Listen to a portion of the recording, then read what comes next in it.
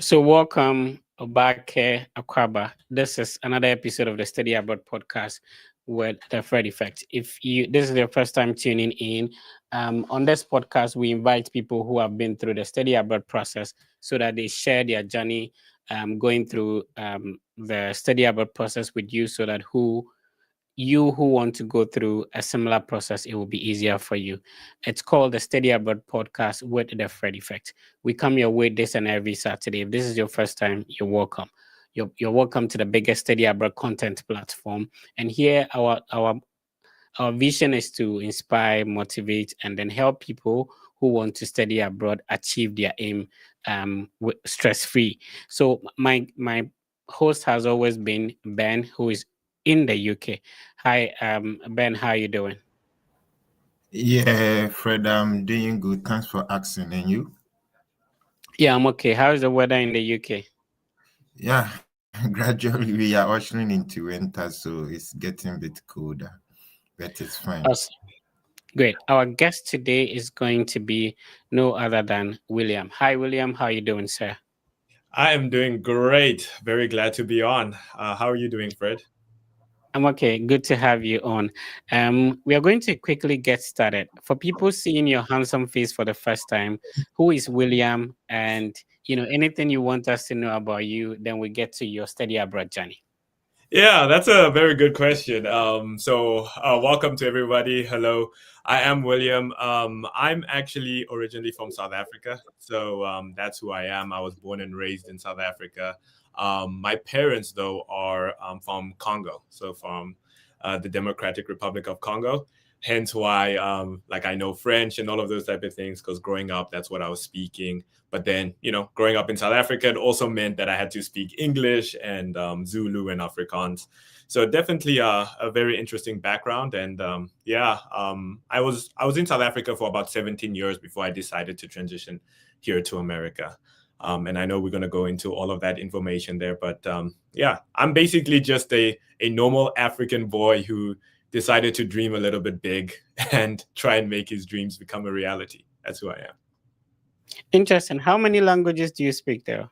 Oh, it breaks my heart now, Ben. I used to know a lot of languages until I came to America. And there's one rule in life: if you don't use it, you lose it. So back in the day, I knew four languages. So I knew English, I knew French, I knew Lingala, and I knew Afrikaans. So Afrikaans is kind of it's one of the official languages in South Africa. So it's one that primarily is used by white South Africans, and that's what I was studying in school. But then since I came to America, and I was no longer speaking French, no longer speaking Lingala, and no longer speaking Afrikaans, I started losing all of them. So I don't really know Afrikaans anymore. I don't really know Lingala anymore. I can understand it, but I can't speak it. And then French, I can speak very little, but I understand a lot of it. So that's kind of where I am right now. I see. So we are going to go into each part a little bit, but Yeah. quick run through. What was your academic background? From which country? What Mhm. did you end up getting into the US to study? And what is your highest qualification now? That's a good question. Just a Okay. summary of that. Yeah, a big summary is so South Africa. I come from South Africa. We did the NSC over there, or National Senior Certificate. Basically, I got about a Which six. is which is like a high school equivalent. Yeah, so it's a high school equivalent. It's like a diploma, a high school diploma, Okay. right? Um, in that, I got a 69% in my NSC from South Africa, and then I got rejected by every single South African university I applied to. I couldn't get into one. Oh, Even well. even with, because my math grade and my Afrikaans grade weren't good. Eventually, my Afrikaans grade, when I redid it, was a lot better, but my math grade still wasn't good. So I wasn't able to get into any of the schools that I applied to in South Africa. So then that's when we kind of decided that it would make sense to look abroad, to study abroad. And unfortunately, I didn't know all the tricks and all of the things that you can do to try and get a full scholarship in America. So I went for the cheapest option, which was community college. So I started out at community college in America. That's how I came. And then only once I got into America and I started understanding the system, that's how I figured out to get scholarships and later on transfer and all of those type of things. So my highest qualification right now is a master's degree. I got a master's degree. Right. So you had a high school qualification from South Africa. No South African university you applied to admitted you. So you applied to a community college. The reason for the community college is because it's the cheapest you could get. Now, from the Yes. community college, you transferred into a 4-year college Yes. or a 4-year university. And now, after the 4-year, getting the bachelor, so you had an associate degree, which in my country we call diploma. Then you did a bachelor's degree, and now you have a master's degree. Yes. Wow. That is correct. Shout out to the universities in South Africa that did not admit you, though. Yeah, that's the thing about it. It's where our African educational system is failing. We are letting too many smart individuals leave. And, I don't really consider myself as the smartest person in the world, but all I remember is that there was at least 10 or 15 people in my graduating class who were way smarter than me, who also didn't get a chance to go to university.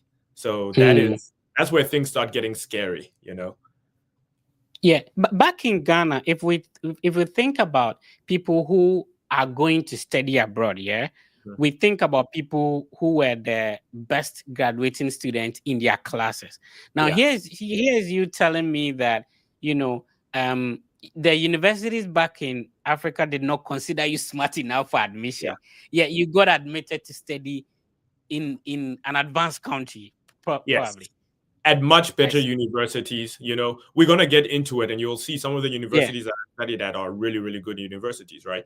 But the thing about, at least in South Africa and many other systems in the world, they don't follow holistic reviews, right? They look at your pure grade, and that's the only thing that they look at. And if your grade doesn't meet a certain threshold, no matter what else you're doing, no matter if you're the founder of Facebook, they don't care. You do not meet the actual number that they require you to get into their school, and that's where it starts putting our African universities at a disadvantage by overlooking the holistic side of things. Yeah. I see. All right. So my co-host will come in. It's interesting. And if you are listening to us, in Ghana or most of the West African countries, we write what we call the WASI. And sometimes when people get D7, E8, you are right. Like they don't get into the KNUST, the UCC, the University of Ghana. However, there are universities abroad that could admit these students. Now, the unfortunate thing is that their parents or these students themselves who are high school graduates do not have this information. So they might be thinking less of themselves that if even the universities, the training colleges, whatever in my country are not admitting me, then I do not even stand a chance outside. Exactly. And that's why some of us have gotten exposed to these, advanced countries' educational system. And we are trying to educate our people that, it's possible. This is how to do it. So William has a TikTok platform, which we are on right now. William, talk to us about your social media platform, because if you have this experience, it means that you have a lot to share. People just have to learn from you. How do they get to follow you? Yeah, so the way you're going to follow me is on TikTok. So I decided to create a TikTok after realizing that this information still wasn't out there as much as I would love it to be. So decided that, why not try and make sure that this information goes out there. So I have a TikTok. It's William Lebo, or should I say William Lebo _1. And basically on that platform, all I do is I basically talk about scholarships that you can receive in America that are full ride scholarships, the process for you to be applying to those scholarships, how it works, which schools you should be looking at, how the master degrees work, how PhD degrees work, how you can get funding for both, loans. I speak about all of those type of information, or all of that type of information on my platform. So definitely it's like a place where if you know nothing about America and you want to, and you understand that you want to study in America, or there's a possibility that you can study in America, then my platform is where you can come and take a look at some of the universities and then also start understanding the processes. One thing I also did, because I kept on getting thousands and thousands of the same messages with the same questions. Is I also created some ebooks now, and my ebooks you can basically get them for free. But yeah, I created ebooks where I have like step-by-step process of what you can do in order to try and get a full scholarship in America. So that's kind of it.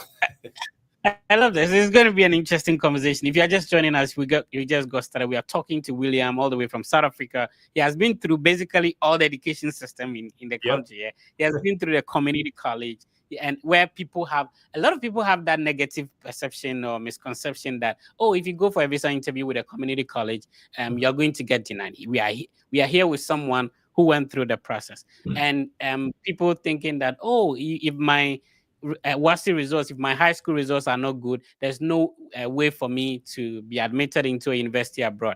There is somebody who has gone through this experience, and the fact that if you have been through the process and you are talking about it, so you are sharing practical, unlike somebody who has just read it and coming Yeah. to tell us what it is.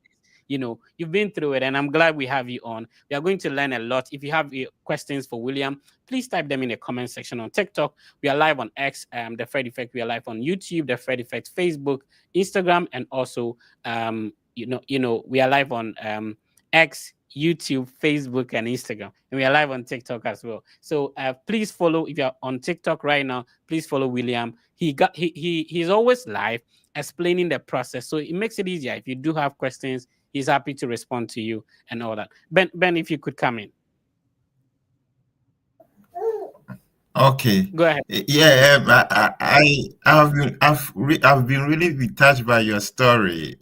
In fact, this has been the situation we have all been like experiencing in one way or the other.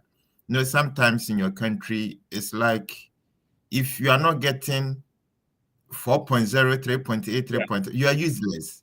Yeah. And in fact, I'm happy you are here to share this story with our followers, and I'm very glad about that. So why is it like that? Why do our universities think like that? We're Do you stuck in old. think? Yeah. Yeah, Oh, you did you? continue. Yeah. No, we're stuck in old ways. That's truly what it is. So what happens is I want you guys to think of it like a phone or like a car, right? A car from 30 years ago is not as efficient as a car today. It's kind of the same thing with our educational systems around the world. They're very, very slow at adapting. So one thing that America noticed, because it's not only just South African stuff who have this problem. Lots of other countries have the problem of overlooking really bright students due to their grades. But one thing that America kind of done and focused and figured out was that you are a lot more than just your grade.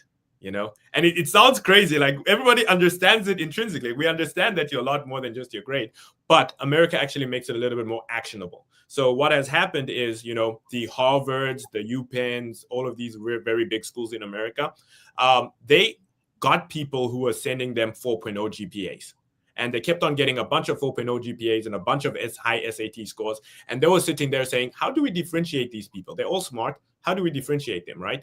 And then basically what had happened is they started noticing that this whole holistic approach, whereby you don't just look at the grades, you look at what this person has been doing outside of school, that's actually a better predictor of how successful that individual is going to be in the world. So they don't need the perfect grades as long as they have things that they're doing on the side, so that, for instance, if Mark Zuckerberg applies to them, right, and he has a very bad grades, but he's been developing Facebook, they can let him into their institution. So that's kind of like the differentiating factor, which has made American universities very competitive, because now they get to just pick the people who are smart, right, quote unquote. They don't have to be the smartest in the world, but they pick people who are smart, but also people who are go-getters and who can get things done. And that's the thing that makes America very great, and the universities here very great. All right, that's an interesting one. So I wanted to come in real quick, Ben. So William, back home in Ghana, universities admit only with your high school results. Is that so? They don't consider any essays. They don't take transcript. Nothing. Is that the same in South Africa? Yeah, it's pretty much the same in South Africa. Yeah, it's just your grades. Your grades are what gets you in. And it's like, yeah, if your grades are bad, even if you are a genius in other departments, you get rejected, and that's what's hurting our African universities, and it's also hurting a lot of African students, because if you now come from a very poor background, right? And this was also a little bit of with me. I went to a government school. They didn't really teach over there, so you had to be really, really smart to get a normal grade. Like, you had to be exceptionally much more smarter than somebody who just went to a private school, right? But then you would still have a lower grade than that person who went to a private school, even though you're technically smarter because you had to figure out things by yourself. But you get rejected from the university because your grade's lower than his now. You see, and that's however, if you have that opportunity to meet with the same person from a private institution, have the same resources, you tend to be better than this person. Exactly. Yeah. But you never get that chance. You may lack certain things. Maybe you not having access to maybe computer, so maybe your computer knowledge might be down. But if they give you the same platform, you're better than this individual. And that's what the foreign institutions do, that they are not going to consider only your high school certificate. So if there's a D7, E8, whatever, your transcript comes in, your essays you're going to write comes in. Sometimes there's even an interview, right? Extracurricular activities. So yeah, it is what it is. Ben, please go on. Okay, thank you, Fred.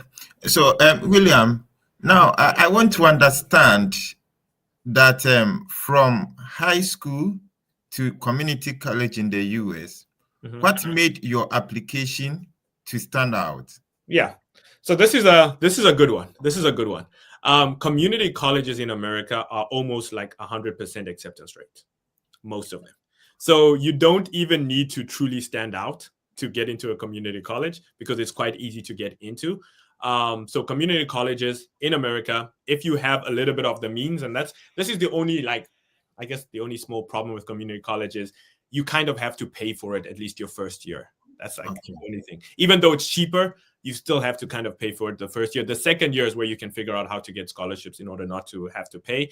But yeah, so for me personally, I didn't have to stand out. I just submitted an application, and it was an online application. They also didn't require even an essay for me for the community college. Right. So, William, sometimes I want us to break down the international knowledge into a local perspective, right?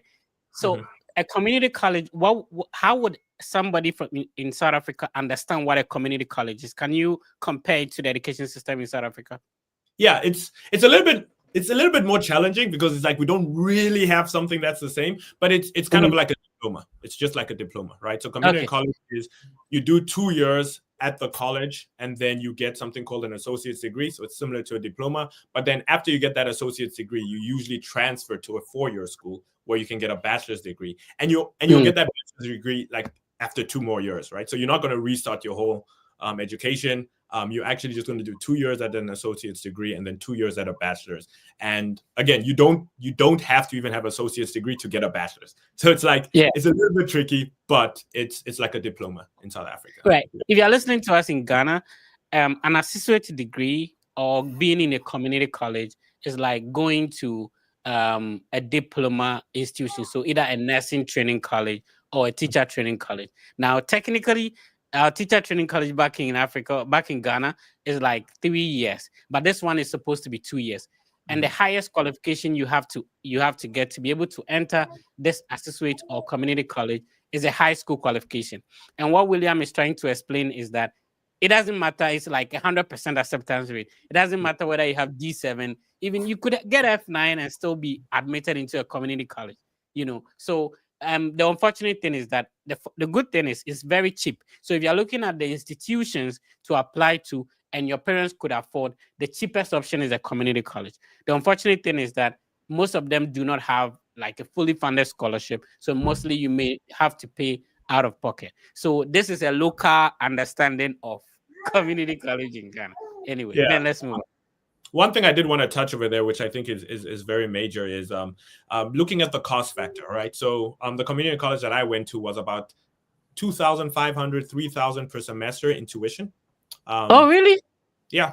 That's the cheapest I've had, though, honestly. Yeah. Dallas County Community College District is about $2,500. Now it's, I think, $3,200. Back then when I was doing it was like $2,500 per semester. Would you be able to convert that into like what is the currency of South Africa? Rands. I haven't looked at it in a minute. Let's look. Oh, really? Okay, I can do a quick conversion into the Nigerian naira, and I can do that into cedis. So you said 2,500. The Yeah, current rate. let's go 3,000. Let's go 3,000 because it's changed now, of Okay, course. so can somebody help us? If you're in Nigeria, let's convert 3,000 into the Nigerian naira. I know for the Nigerian zeros, there are a lot. So Yeah. we are going to have like a million something, I know. But if you can convert it into Ghana cedis for us, let us know. And this, what we have to understand is that American institutions pay fees per semester, or was it per year, William? Per semester. Per semester. Per semester. Okay. Yeah. And you're looking at 4 semesters. So let's do the conversion, $3,000 into Nigerian naira. We want somebody to do it in the comment section for us so we can be reading them. What did you get in the South African So currency? it's 52,000 rand per semester. So that's going to be at least in the whole year.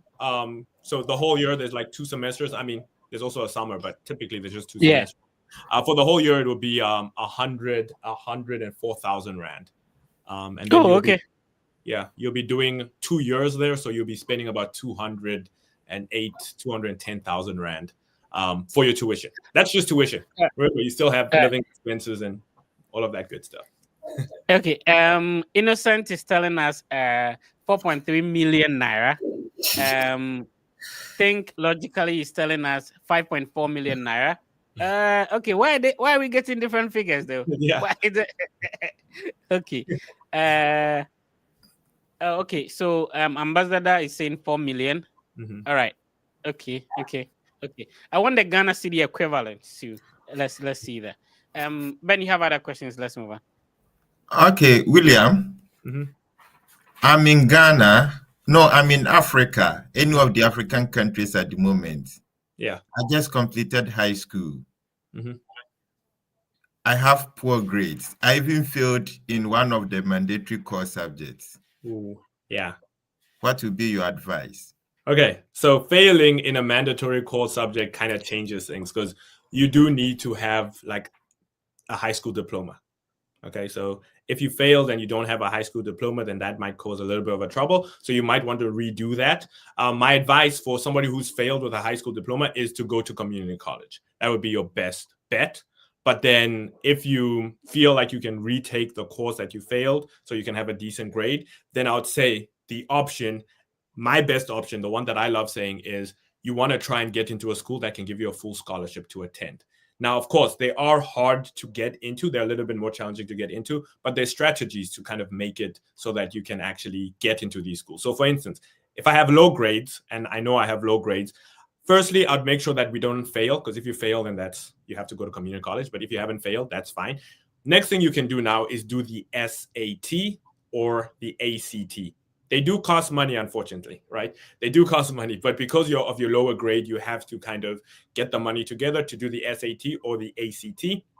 And then what you want to try and do for that is you want to try and get a very good grade or very good score on that SAT. And I know we're going to touch a little bit on what the SAT is, but you want to try and get a very good grade on that SAT. So we're thinking about 1,500 and something because you have a really low grade. If you can get into that bracket of 1,500 and something, then your grade will not matter as much to these schools, because what you can tell the schools in your essay is that I didn't have access to any, technology or any teachers or whatever it may be. But look at my SAT. Like I did really well once I did get a little bit of a shot to study. And then they'll overlook your grades. So that's how you can get through that. And if you get through that, then you can, and we're going to touch on it again, but you can apply to these schools that give you full scholarships as an international student. All right. It's kind of going to be the same question Ben asked you, but knowing what you know now and knowing the grade that couldn't get you into a South African university, yet being able to study abroad, what would you have done differently in your process if you were supposed to start again? Start again. 69% in South Africa was actually good. It was actually good enough to get into many of these schools that I've talked about. Of course, higher grade is always better, but what I would have focused more on, and this is where we lack, guys, and this is because of how the system is created in different African countries. But I would be focusing on my extracurricular activities. My extracurricular activities along with my essay. Those two things are super, super important to American institutions. Elsewhere, they don't care about them. but to American institutions, they really do. So extracurricular activity, an example would be something like, instead of me just, every day just trying to study really hard to get a good grade in South Africa, I would create a company. It doesn't have to be a successful company, but everybody has their mom and pop shops and all of those type of things. So you could help your mom and pop to create an official company whereby now you're running a business, right? Or you can start an organization which allows people to volunteer. So now you're running a volunteering organization. I'll do something big like that, and then use that extracurricular activity as the reason why they need to accept me. Because look, in my local community, I'm trying to solve this problem. I've done this, this, and this.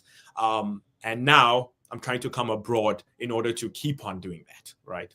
So that's what I'd actually have focused on, making sure my extracurricular activities are much more stronger. And then I'd apply to schools that give you 100, or let me put it again. I'd apply to schools that meet 100% of your demonstrated financial needs when you get accepted to them. So that's what I'll do. I see. That's interesting. If you're just tuning in, we've been speaking with William. William is originally from South Africa, got into a community college, transferred into a 4-year institution, and now having his master's degree. We are live on X. We are also live on Instagram. We are live on YouTube, on Facebook. Any platform that you're comfortable with, you can check it out there. William has a TikTok handle. Because of the experience he has been through, he always shares his experience, giving one-on-one answers and all that. If you are interested in studying abroad, please follow William on TikTok. Can you repeat the exact TikTok name? Yeah. For those who are not TikTok. Yeah, it's William Lebo, just like it's written over there. _. So _1. Okay. So William Lebo. Did I get the name right? Lebo. Yeah. Lebo. Okay.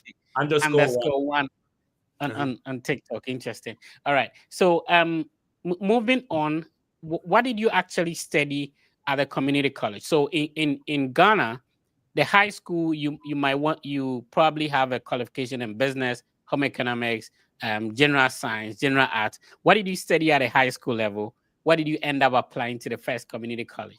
Yeah. So this is where it gets interesting, and this is why I also love community colleges. In high school, I was more of a business individual, so I actually even did math lit. You guys, like, not many people outside of South Africa know what math lit is. So it's like the lower level of math. So I actually did math lit, and I was doing like business and geography, and I did another one which I think was information technology, but not like computer science. It was like the smaller version, right? So the goal is to do business or economics. That was the goal, right? Now the beautiful thing about it is when I was coming to America and to community college, you kind of come with a clean slate, right? They don't really care what you've studied before. As long as you have like, a high school diploma, etc. They don't really care what you studied before. You can study whatever you want to at that community college. Meaning that if you feel like you want to do science, you can do science. If you want to do biology, computer science, you can do anything, right? You can come in starting with a clean slate. So at community college, I actually went for what we call an associate of science with a concentration in mathematics. So remember, I came from South Africa with a math lit. I was like lower level math, right? Yet when I got to community college, I actually kind of majored in math for my associate's degree. And that's pretty much how it works. And once I graduated with that, then I later on transferred to a 4-year school, which we'll touch on. Oh, awesome. So when applying from South Africa, apart from your high school results, what other documents did this community college require? Yeah, so the other documents that they required, and it's it's probably different, a little bit more different right now, but it was stuff, right? So they wanted to know my high school diploma. They didn't require any letters of recommendation. They didn't need on any of that. One thing they also wanted to do was, at least with the advisor that I was talking to, he wanted to also see my funding. So they asked for that. And then what was the other thing? I have to remember, but it wasn't much, to be honest. It wasn't much what they asked for. I'd have to go revisit it again, but yeah, I don't remember much. It was just my high school diploma, my stuff. They also asked for like a copy of my passport. They also asked for that. I think Fred might be Yeah, he might be stuck. He's lagging. But yeah, that's pretty much what they asked for. I don't know if we have to wait for Fred or if Ben, you have another question. Yeah, you can continue. Yeah, continue. Yeah, so applying to it wasn't that hard at all, and it was also done online. So all of the things that I done was online, and I also contacted the DSO officer through emails online. So that's what I basically did. Yeah, that was it. That was it. Hold on. Oh, okay. So how did the visa interview go? Were you tense? Yeah, so that's the thing about it. The visa interview was the most was interesting because I got very nervous, very nervous with the interview. But basically, when I got the interview, right, or when they admitted me, because what happens is the school will admit you, and then they'll give you something called an I-20, right? And then you take that I-20, and then you schedule your interview. You get your CVs, fees, and all of those type of things going. But anyway, what happened is I actually, when I got to the interview, I was prepared. I came with like a suit. I came looking good. And I was like, okay, I'm prepared to answer any question that this person may be having for me. And the interview was less than 5 minutes long. It was less than 5 minutes long. It was literally the person asked me a few questions, which were, can you give me all the supporting documentation? So like my bank statements and stuff like that. That's what they asked. And then they said, which school are you going to? I told them. They asked, why are you going to that school? I told them. And then they said, are you planning to come back to South Africa or remain in America? And I told them I was planning to come back into South Africa. And that was pretty much it. Those are like the questions that they asked. They didn't ask any other thing. Once they looked over my documentations and said everything was okay, that's it. And it was very interesting because I thought it was going to be a lot tougher than that. So how was the feeling when you got your visa approved? It was surreal. It didn't feel real. Did you cry? Yes. I was very ecstatic because this is the thing. I wasn't going to be able to go to school in South Africa, right? And it was super important for me to go to school. I was quite sad that I couldn't go to school. So what happened is once I got that visa, and it was like 2 weeks, not even more than 2 weeks, that I got the visa, and it was yeah. I knew I could make it happen. But then the other thing that was that stressed me out after I got the visa was we had to make sure I had the money to go on the plane, right? So of course we had money, but then it was like everything was very tight, and we were looking for tickets, and it was very expensive and all of those type of things. But we managed to get it through, and once I came to America, it became real. It became real. Only once I got to America, it became really real. In South Africa, it didn't feel real at all. Oh, that's nice one. So please, if you just tune in, this is Fred Effects, and as usual, this is our Saturday Study Abroad podcast. Today we have on board William. I think in the morning we said this podcast is going to be fire for fire, and I'm sure by now you're enjoying it. He applied to universities in South Africa. Yeah. After his senior high school. And unfortunately, they said he got 69%. Maybe they were expecting him to get 90%. And he quit. And all the universities, how many universities did you apply to in South Africa by then? I applied. Okay, I guess this was also my fault. I applied to 3. I applied to 3. I should apply to more, but I thought I was going to get into one of them. I applied to 3. Oh, okay. So I applied to University of Cape Town, University of Pretoria. Do you have to pay? Do you have to pay for application fee? That's a good question. I don't remember. That's a good question. I don't remember. It's been too long. Okay. Yeah. So he applied to 3 universities in South Africa, and he got rejected for the reason that his score is low. Yeah. Which is very sad by then. But he didn't give up. Yeah, my math score in particular. Yes, but he didn't give up. He tried to look for other alternative, and now here he is in the US enjoying life. So the intro, you mentioned that you went in for bigger achievement, but we also know that South Africa is kind of developed, at least in Africa. If you are mentioning one of the best countries, economic wise, you may mention in South Africa. So why are you in South Africa and you still decided to move to US before you can achieve that dream of yours? Yeah. So the one issue with South Africa is, even though it's the most developed country in Africa, or at least, I mean, it still is, I guess, one of the most developed countries in Africa, it's not at as good as like America at giving people opportunities, especially people who deserve it, right? So if you've worked really hard, your background in South Africa actually really affects you negatively compared to other countries such as America. If you work really hard, even with a disadvantaged background, you can become successful, right? It's just in America, it's easier to do that than in South Africa. So in South Africa, even though I would have loved to stay in everything, it was I couldn't go to school. I couldn't become a lawyer. I couldn't become an engineer. I couldn't become a doctor. I couldn't do anything, right? So basically, I would be in a position where I wouldn't make much money, because in South Africa, entrepreneurship is very, very hard. So you probably are not going to be making money in entrepreneurship. So if you are a really smart individual and now you can't, you are spoiling the work of the motivational speakers in South Africa.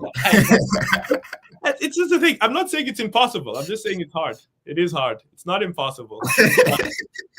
But to be honest, again, guys, it's yeah. If you're a really smart individual who you think you can become a doctor, lawyer, engineer, or anything like that, and you've been, side blocked in South Africa, for instance, like I was, you have to look for another alternative, right? Because you can become a very successful individual outside of your country, and it's sometimes easier, at least in my case, to go abroad than to stay in your home country. Okay, that's a nice one. So I think we've kept our followers into a very long suspense. We always say in America there are opportunities. So can you mention at least 5 opportunities? Let's go. You think if they also come, they are going to enjoy? Okay, this is my favorite one. Okay, so as I said, I started out at a community college. Then I actually I transferred to a 4-year university. These 4-year universities are the ones that give bachelor degrees. Okay, so what I want to do is I want to list 5 4-year universities that if you get in, then they can guarantee you a full scholarship if you don't have the money. Now, I'm going to give you actually 6 because one's a caveat. Like one's a caveat. But here are 5, right? The ones that I like the most. The first one is called Williams College. Williams College is located in Massachusetts, and basically it's what we call a liberal arts school. Now, many people will see college. You saying college? No, college and university in America are almost the same thing, all right? So Williams College is located in Massachusetts, and basically if you get accepted to Williams College, and you've applied for financial aid, so that's one of the big things. You have to apply for financial aid using the CSS profile. If you apply to Williams College and you get accepted and you've applied for financial aid, then they will meet 100% of your demonstrated financial needs, meaning that they will give you a full scholarship if you don't have any money to attend. And by full scholarship, I'm talking about your accommodation, your food, your tuition, your books, and even sometimes, personal money and transportation. So Williams College is a really, really good one that I like. So this is absolutely free. Yeah, if you don't have the money, it's free to attend if you get in. I wish if you could go and Google search it, and I would love you to do it so that we can actually. Yeah, I think we are showing it on the screen still. Yeah, but there's a certain sentence where they'll say they will meet 100% of your demonstrated financial need as an international student. I'd love us to get that so that we can actually see the actual amounts that they're giving to students. So one of them is Williams College, right? One other cool thing about Williams College that I wanted to note is that they also don't require the SAT or any English proficiency exams, and that's why I like them. So that's why I like them. All right. Okay. But yeah, so maybe if you can find it, the international one, you might have to do a little bit more digging over there. But basically, it's really, really good for international students. So that's one, Williams College. The next one that I absolutely love is also another school. And again, guys, I'm going to give you a variety of schools, right? And these are the ones just that I love. So before the schools, I think my question was that we always say there are opportunities abroad, but we hardly indicate some of the opportunities. So I had wanted you to mention, at least before you mention the college, at least 5 opportunities that when we come to US we can enjoy. Oh, okay, I get it. 5 opportunities when you come to the Yes, please. enjoy. Okay, so that's a little bit. Because when you listen to this content, oh, there are opportunities, but Yeah. they've never figured out some of the opportunities. But from the Williams College, I think to come study for free, sleep for free, eat for free, get money in your pocket for free, I think it's one of the opportunities that you don't want to miss. Yeah, you don't want to miss. I got Yeah. I got very similar opportunity to Williams College with University of Rochester. That's the school that I went to, where Okay. they gave me more money than I could even imagine, and I basically studied for free there. But in terms of other opportunities in America, so not really the educational ones, but the other opportunities, ones that I took for granted was and that many people might actually love is working in America, for instance, on campus. That is such a great opportunity because you're going to be making like $15 an hour, $12 to $15 an hour. And I don't know about you guys, but to me, $15 an hour is a lot of money. It's a lot of money, right? And yes, they only limit you to about 20 hours a week. But still, like on campus, you can make about $15 an hour depending on what you're working at. And then over the summer, you can also work at like internships and places like that where you can make much, much more, right? So you could be making, and I remember back then, because I didn't have too many internships, but I was making something like almost $2,000 a month for my internship when I had one in Rochester. $2,000 a month for like 3 months. Think about that. That's a lot of money, right? So the money aspect there is very good, right? And I this is another one I want to say, and I know it might not be applicable to everybody right now, but once you graduate from a school in America, you make a lot of money starting out. And what I mean by a lot of money, Americans don't feel that it's a lot of money. But as an African, right, you can be making, most people who graduate with their bachelor's degree in America, especially if you're doing engineering or even computer science and stuff like that, you'll be making about $60,000 coming out of school, right? $60,000 coming out of school for your first job. If you're doing something like AI, nursing, or anything like that, it can even push to close to $100,000 per year coming out of school. Think about that. Each year, every year, you making $100,000 working. There's just not that opportunity anywhere else in the world. It's like it's very, very hard. So does it mean that even with the community college, if I come and I'm not on full scholarship, based on the hours I'm working, I'll be able to afford my fees? Is that the case? That's because what I you did. said the fees is 3,000. That's what semester, I did. And even internship alone, you are getting like 6,000. Yeah, but you have to be careful with the community college internships. Those ones are a little bit harder to get because you're in community college, right? Okay. So you can't really bank on that one. But what you can bank on is working on campus. So if you work on campus, you could be making something like $800 a month, right? So if you stack that, like 3 or 4 months, if you're saving really good, you can cover a lot of your expenses. Right. Okay. There's that. So that's the one thing.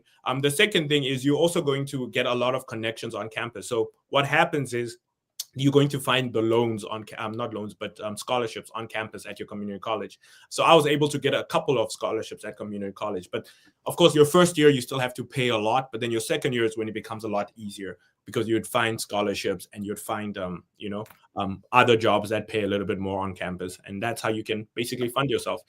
So yeah, the trick is getting here. Oh, okay. Yeah. So you've given us two. Two benefits. Yes, we want more. Yeah.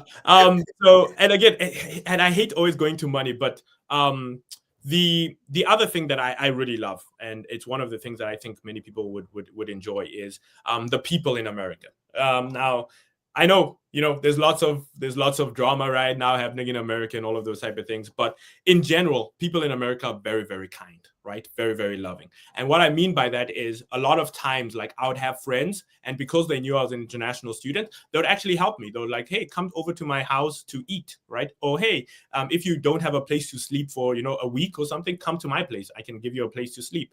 Over the holidays, right? Over the holidays, there's so many friends of mine that gave me opportunities to either go to sleep on their couch, or their parents actually And give me 1 second. I see Fred. Okay, sorry, that was the TikTok thing. But yeah, so the opportunities such as being at like for Christmas, I didn't have anybody to go or any place to go. I basically needed to have a place to go, and my friends actually offered that to me. Their parents gave me food. So the people in America are really really kind, especially if they know you, right? If they know you, they'll try their very best to help you. So that's one benefit. People are really great. Another benefit is simple stuff like you'll be able to drive, right? I know people are, but it's like it's a really. Did you know how to drive in South Africa? I didn't know how to drive, and it was very hard for me to get a car. In America, much easier to get a car, right? Much easier to get a car. So that's how many? Those are 4 benefits. Yeah. And then what about career opportunities? Yeah, so that's I kind of tied that into the other benefit, but career opportunities you can make, like honestly, there's so many jobs in America, right? There's so many jobs, and yes, we do have fluctuations, but compared to like many African countries and stuff, there's so many jobs, guys. Like you do not understand how many jobs there are. In computer science, for instance, and AI right now, because that's where I work. I work in software development. In computer science and AI, you are making $100,000. You're making $100,000, right? And there's multiple times people reach out to me for job opportunities. Okay, even the job that I got, the current job that I'm at, right? They reached out to me. The employer reached out to you. Tell me where else that works. They reached out to me in order to have an interview. And I love it. Like, again, you don't get that much opportunities elsewhere. So if you can position yourself in such a way whereby you make yourself valuable, remember, we have, especially coming from like Africa, you have such strong work ethic. You don't understand how strong your work ethic is compared to many Americans. So you have like an unfair advantage when you come to America. And if you just have that strong work ethic and you keep on going with it, you will be successful in America. You will be successful. So job opportunities, absolutely amazing in America. The money, absolutely amazing in America. The cleanness and also the crime is very low in America. I know you guys will see the news and say, no, that's not the case. No, trust me, guys. We have 330 million people in this country, right? There's always going to be some crazy thing that happens somewhere. But generally, as an individual living in America, you're very safe. I walk around with my iPhone. I was in New York Times Square yesterday or 2 days ago where I was walking with my phone out at 12 o'clock at night, walking, So it's quite safe. It's quite safe in lots of areas in America. Okay, so on a scale of from 1 to 10, US is the best study abroad destination on a scale of 1 to 10, where 1 means yeah. where I want to structure my statistics question well so that you don't deviate.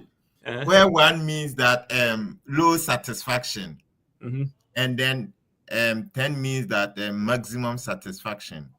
Well, I'm going to break your question here and I'm going to go 11.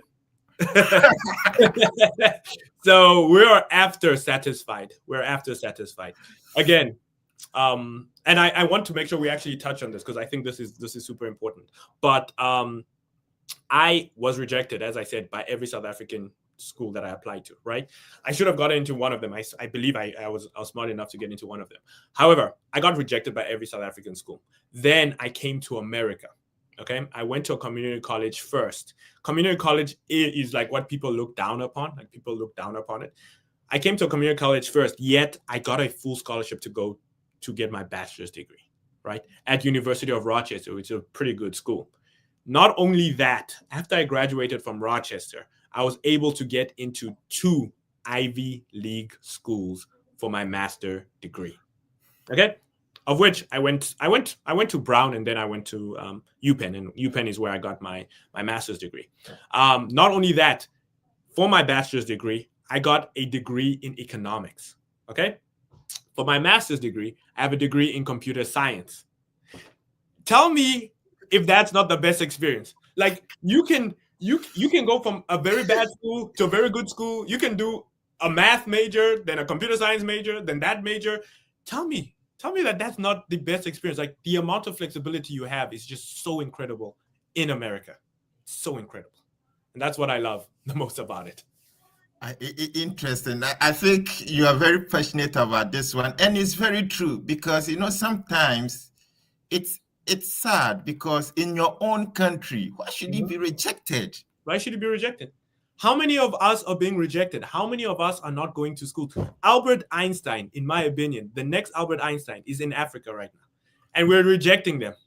We're not letting them go and do the education, and we're not allowing them to flourish. So we need these systems like the ones in America, whereby people who are really smart or who have the drive to come to America can actually come and change their lives. Because right now, if I didn't come to America, I would not be earning even 1/10 of what I'm earning right now. I wouldn't even have any degrees. I'll probably have a diploma. And by just coming to America, it's changed everything. Okay, that's interesting one. When I came to UK, I think so far my greatest shock was that I think I met a 16-year-old girl and we were having conversation, and so along the line she said I think by then she was into the college, and she said she's going to work, and I was like, what? Yeah. Yeah, I'm doing part-time. Up to now, like I don't still understand, because Ghana, I was imagining by then we were in the boarding house. So who is going to employ you to work? Exactly.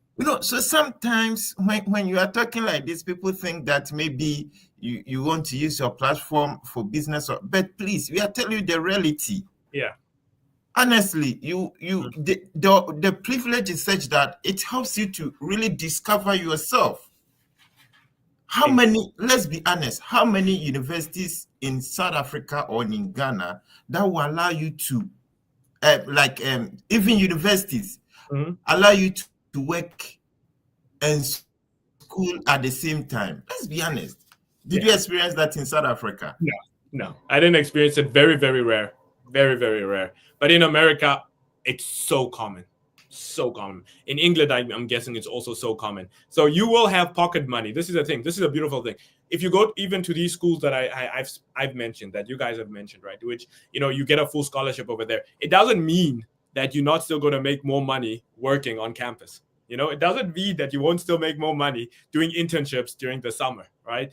You'll still make more money, guys. Like, this is generational, like, changes that you can be making. Like, if you come to America and you have your family in Africa and you're able to graduate from these schools, you're able to go get a job that's paying you, $60, $70, $80, $90,000 per year. How much can you help your family in Africa? How much can you help your family in Ghana? How much can you help your family in South Africa? So you're not just thinking about yourself, you're also now thinking about your family. By you coming to America and experiencing all of these type of things, you getting your education here, you can change the lives of all your family members. So let's not be thinking. So supposing I have 10 family members.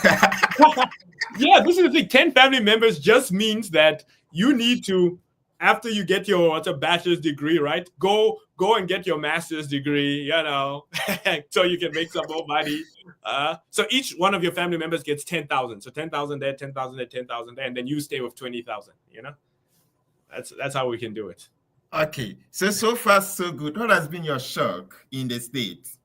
Yeah, the one thing that has been my shock is, and I'll be honest with you, it was a very interesting one. But the one thing that was my biggest shock was how white people treated you.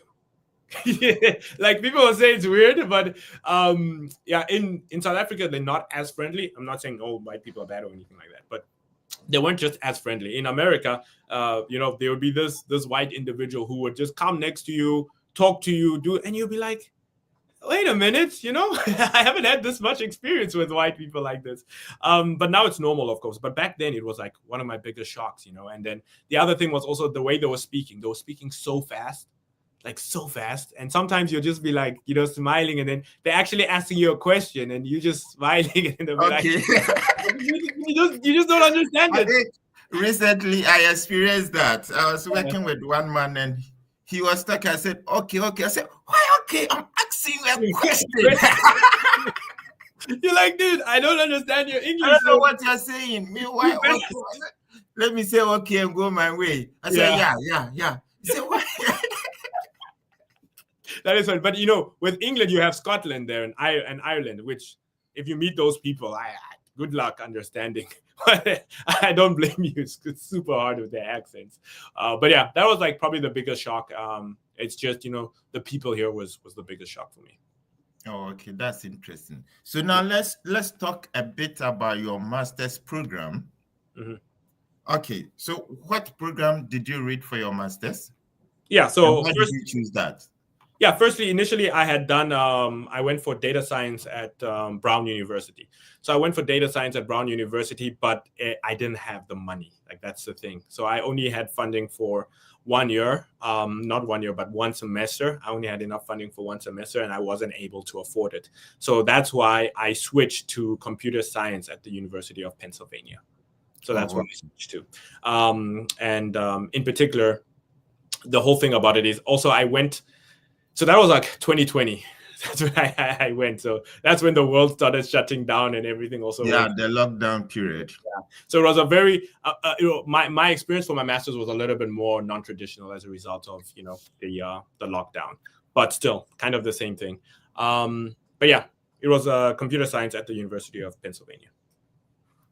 Oh, okay. So how was the switch? How was the switch? Brown University to Pennsylvania University. Yeah. So the major switch that I would say is Brown University. It was a great school, but they weren't as flexible in like their instruction, right? So one thing in particular, which I had a problem with Brown, was that, you know, if you don't have certain money, like they just don't let you register for anything. You have to pay the whole stuff. University of Pennsylvania had like payment plans, right? So that's like one thing that I really liked between the two, or liked from Pennsylvania. But anyway, in terms of the actual academics, right? Brown was a lot more theoretical. So it was more theoretical mathematics, linear algebra, those type of stuff. University of Pennsylvania was a little bit more practical. So yeah, you're going to be doing data, you know, design systems, or system design, should I say. You'll be doing algorithms. You'll be doing those type of stuff, which was a little bit more hands-on. So that was like the main difference between the two. Oh, okay. So we may have some of our followers maybe who are already in the US. Mm-hmm. So is it advisable that maybe if you're on a program and you think it's not going the way you want, do you think it's advisable to switch to different university? Yes. So I want to know, would there be any consequences for doing that? You know, sometimes from where we are coming from, you know, these things is like you'll be panicking to do, you see. So just let us know so that maybe if I'm able to come there tomorrow, and there's a need for me to switch house. Yeah, you can switch. Yeah, so this is one thing I want to make sure, and I know it's a misconception that out there, but America is very okay with transferring between institutions. It's a very normal thing in America, very normal for your visa, very normal for the schools. In fact, the schools don't hate you because you decided you want to transfer out. And then they're like, okay, because you want to transfer out from us, I'm going to call the government to kick you out of the country. That doesn't happen, guys. They're very, very okay with it, right? That's the first thing I want to say. The second thing is, yes, primarily what I would say is finances are probably the most important thing for you as an international student, okay? If you can find a school that's going to give you more money than the current school that you're currently at, transfer, right? Of course, the other one is, you know, if you're not just liking the school or something like that, I would say if you're not liking the school, see if you can transfer between majors. If money is not a problem, of course, right? See if you transfer between majors, because that often will fix it. But then if they don't give you enough money, I would say look at schools that do. You can send out a transfer application to those schools, see if they give you money. If they do, then transfer, all right? Because money is kind of one of the hardest things to come across. And many schools, let me put it this way. It's easier for you to transfer and get more money than for you to be at your current school trying to raise money through your current school. Oh, okay. So before we pick some questions from our audience, Yeah. I just want to know, this is a quick one. Who can study abroad? Mm, very good question. Anyone who has a high school diploma can study abroad. Okay. If you have a high school diploma, you can study abroad. If you don't have a high school diploma, make sure that you fix up whichever grades that prevented you from getting a high school diploma, and then attack or try and come for community colleges. Okay. So community college is like the one place where you don't need everything to be perfect in order to come. Sometimes you can also do the GED. Like if you don't have a diploma in your home country, you can come to America and do the GED sometimes, but that's a little bit more complicated. But yeah. Does age really matter when it comes to studying abroad? No. And this is, again, very, very big, guys. You could have been 10 years out of school. You can be 10 years out of school, out of high school, and you can still come study in America. All right. Lots of people, especially at community colleges, lots of people are starting at 50 years old. I had people who were 50 years old in my class. And then at universities, when I was at University of Rochester, Can you repeat that? I had people who were 50 years old in my 50 class. years old. 50 years old in my class in my community college. At University of Rochester, one of my friends was about 32, 33 back at that time, going for a bachelor's degree. So totally normal, guys. Totally normal. The only thing that you do have to be just mindful of, there are a few, very few scholarships in for master's degrees that require that you be under 30 years old. There are a few, right? But besides that, all the other schools, at least for admissions, especially admissions, there's no age limit. In fact, schools will get sued by the U.S. government if they have a age limit. If it's based on age. Universities can be sued if they put age limit. Yeah, it's one of the protected classes in America. So basically, you cannot discriminate on someone based on their age.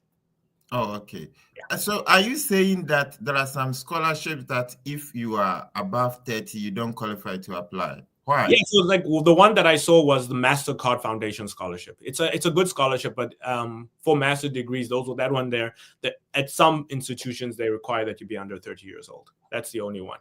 But then, for instance, the ones that I talk about for bachelor degrees, I haven't seen any that has a restriction on age. There's okay. If there's any restriction, there's a restriction on you not being 12 years old coming to America. That would be the restriction, but not upper limit. Oh, one other thing I also wanted to say. Recently there was a lady who was 90 years old and graduated from college in America. I think it was Stanford. I think she went to Stanford and graduated at 90 years old.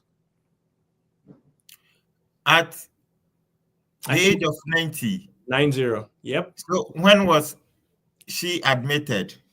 I didn't look too deep into the story, but there was that story. And it because in America it's so normal. When we look at it, we see, oh, that's cool, right? It's not that, oh, it cannot be done, right? So 90, yeah, 90. I'll go find the article for you. But there was a lady who had recently got accepted to America and was like 90 years old, or not accepted, but got her degree at 90 years old.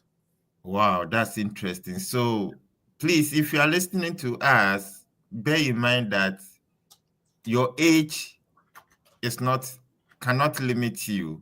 So if you want to study abroad, forget about your age and start doing what is required, then you're good to go. So if you just tune in, this is Fred Ife. Today, we are having a conversation with our dear brother, William.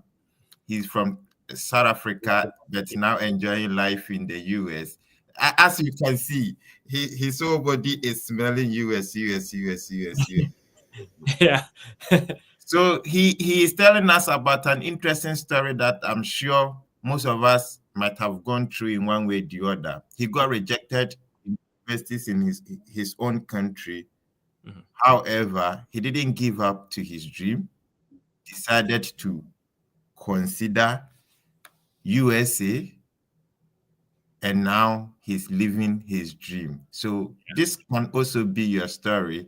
The only thing is you just have to be persistent and go in for what you want. So we are so much grateful. I think I've loved this this interview is kind of, in fact, you've told us a lot of things we never know, and I'm sure our followers might be glad about that. So now the question is, and I think this is a huge question, but it's very simple. Yeah. Senior high school, Mm-hmm. what motivated you? What inspired you to even think of US to go and study? Yeah. So back in South Africa, right, when I was in high school, I didn't think I could make it to the US. I didn't think I could, if I'll be honest with you, because the thing about it is, I knew that there were very good schools out there, like the Harvards and stuff like that, and but it was always for somebody else. It wasn't for me. I wasn't smart enough. I wasn't great enough. I didn't come from the right family, etc., etc. So the time that I considered America very, very seriously is when I got rejected by all the schools in South Africa, and I had no choice but to look at America, right?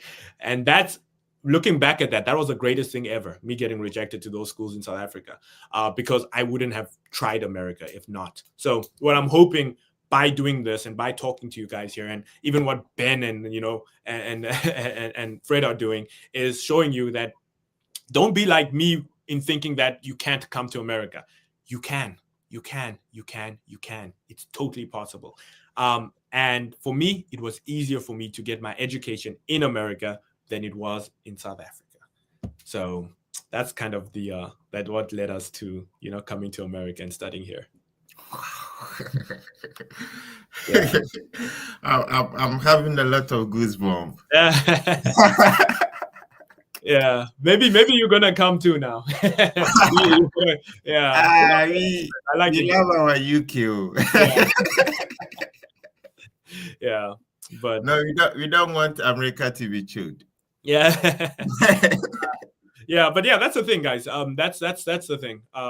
America can be a reality. It's actually not even can be. It is a reality. If you follow all the advice that's being given over here, if you make it a goal in your mind that you want to come to America, right? And you understand the system, you will see that it's often easier to come to America than to even study in your home country, especially if you don't have the grades to study in your home country. Oh, okay.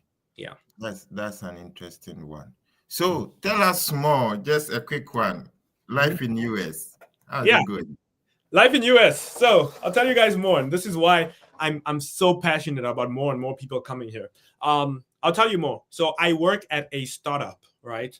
So the cool thing about, especially when you go to like an Ivy League school or something like that, is a lot of times startups is where you're going to go work, because these startups like want really, really hardworking individuals. So I work at a startup where we are trying to revolutionize the educational system in America. So I'm truly in education everywhere. But basically, we create like college majors. So we like make computer science programs and artificial intelligence programs and stuff like that. And I actually work as a software engineer over there, right? So I work in the software engineering space at that startup. So I'm doing that. That's my day job, right? That's what I do for my day job. But then for my part-time stuff, I am doing stuff along the lines of I run like two other companies, two other startups, right? One where we are creating some AI that's going to help you with your back mobility and your pain management and those type of stuff. So I have that one going. Then I have another a company where we're trying to simplify the job searching process, right? So helping people find jobs, etc. And then I also have TikTok and YouTube and all of these type of things, right? So life in America is great because the money aspect has kind of been taken care of, right? I am not suffering. Like in many other places, you'll be like, oh, all you can focus on is making your bread and butter because that's the only thing. No, in America, we get paid enough so that on your off time, you can be focusing on other things like building companies, starting communities and stuff like that, which is what's great. Also, I have a house in America. I bought a house, right? Something that in South Africa, honestly, I would have never gotten really close to.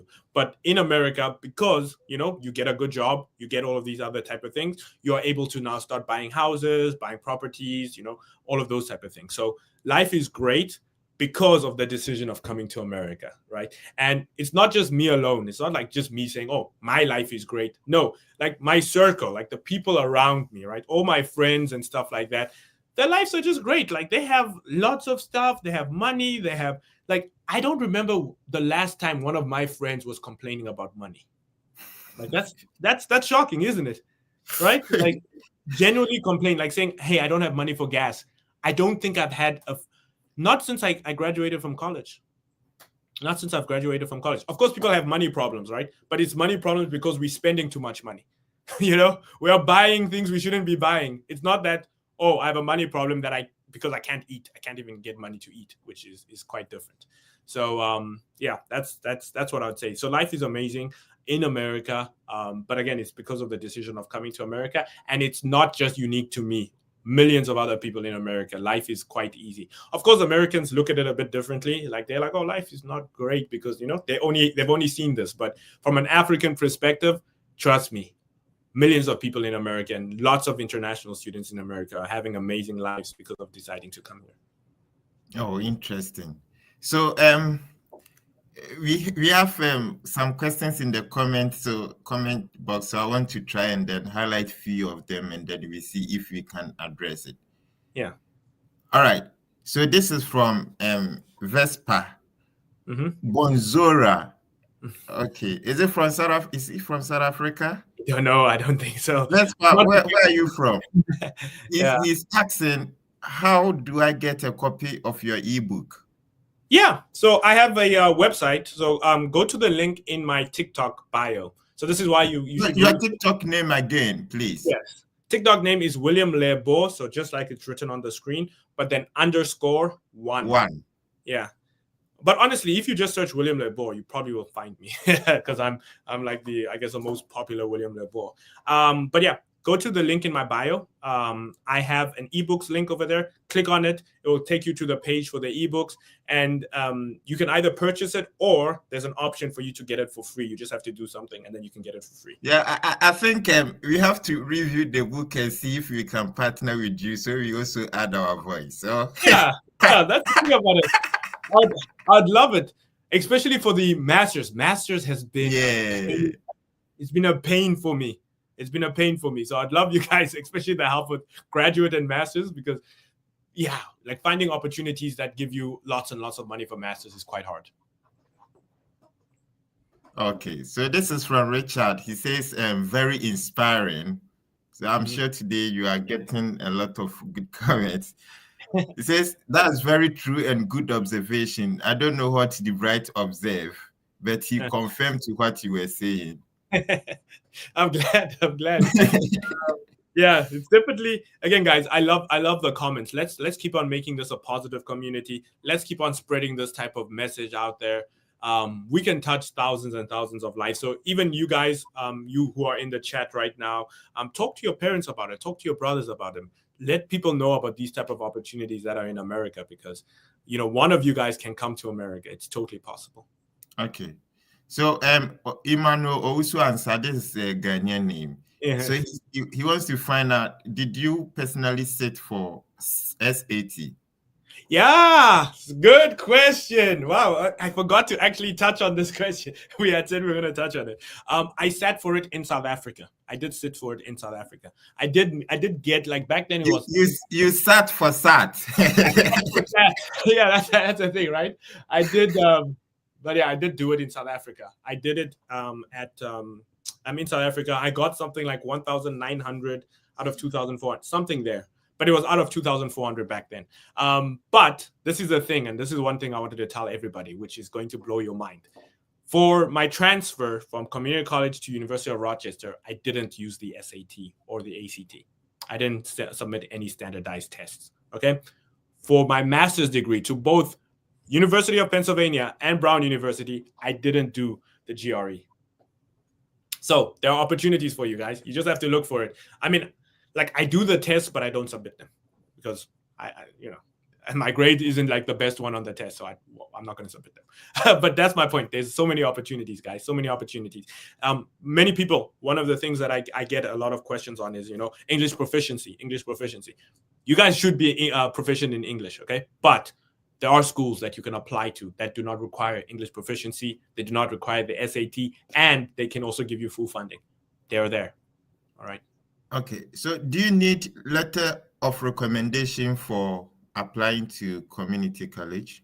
Not community college. No, not community college. Community college, no. No, you don't need that. Oh, okay. So how easy or how convenient is it for you to use someone in South Africa as a recommender? Because for some time now, those in Ghana, I don't know that of Nigeria, but those in Ghana, most of them have been complaining that getting someone to recommend you is an issue. Is that the same case in South Africa? Yes, it is. Unfortunately, it is. I wish there was a better system. Like, honestly, I do wish it was a better system. So the letters of recommendation is usually going to be submitted through an online portal, depending on what you're applying for. So if you're applying for bachelor's degree, usually it's going to be through the Common App. The Common App will send an email to the individual that you've listed over there, and then they'll fill it out. But yeah, if you don't have, letters of recommendations, like oftentimes your application will be considered incomplete, unfortunately. And if it's incomplete, then they do not even review your application. So if you're having troubles with letter of recommendations, make sure you send a message to the school as soon as possible. Whichever school you're applying to, send them an email to the admissions office explaining exactly your issue to see if you can get a waiver for it, or to see if you can get alternative people to give you a letter of recommendations. So for instance, your pastor might be able to give you a letter of recommendation, okay, instead of your teacher. So ask the school if you are having trouble finding letters of recommendation. But those are often required for bachelor degrees and master degrees and PhDs. Letter of recommendations are often the one thing that's required. Oh, okay. So I think the problem we have been facing now is institutional email address. Mm-hmm. Most of the schools recommend that in order not for them to verify your letter of recommendation, make sure you use institutional email address. Mm-hmm. And I think that has been the problem in Ghana, because there are a lot of companies without institutional email address. Mm-hmm. So even if you are working in such a company, honestly, your employer cannot, because his even email is like at Yahoo or at something.com, which sometimes are not preferable to most of the universities. Yeah. So that is the reason why I think we strike. Is it the same case in South Africa? It's the same case. The thing about it is, so for South Africa, we have a little bit more institutionalized emails, right? But the teachers don't. So often teachers don't, right? So it's like the principal will have, the administrators will have, but then the teacher has their personal email. And that's like a big issue. However, you just have to explain to the admission office. Guys, this is the thing about America that's very different to other places. You can explain your situation to them, but you have to do so early, okay? You have to send them an email. Say, hey, the only people who I'll be able to get a letter of recommendation for actually have Gmail accounts. These are their Gmail accounts. This is who they are. These are the only emails I can get. What do you guys advise? They'll give you what they need, okay? They'll give you what they need. Remember, letters of recommendation is just one factor of a whole slew of other things that they consider for your application, all right? Oh, okay. Yeah. So thank you for bringing that out. So letter of recommendation is part of the requirement, or yes, it's part of the requirement, but not the entire requirement. Yeah. So don't let letter of recommendation stress you to the extent that you end up giving up on your dream. Yeah, exactly. This one from Emmanuel, he says that, can you share some of the extra work you engaged in to boost your admission and scholarship chances in South Africa and after your first community college in the USA? Yeah, for South Africa, I didn't do anything. And that was because I was still structured in that belief system that only grades are the most important thing, right? So going to community college, since they've close to 100% acceptance rates, you don't have to do much, right? You don't have to do much in order to get accepted to them. Going from University of Rochester to my community college to University of Rochester, that's where I had to do a lot of things. So what I did in particular that made me stand out is I was the president of 2 honor societies on El Centro College campus. So El Centro College is the college I went to, the community college I went to.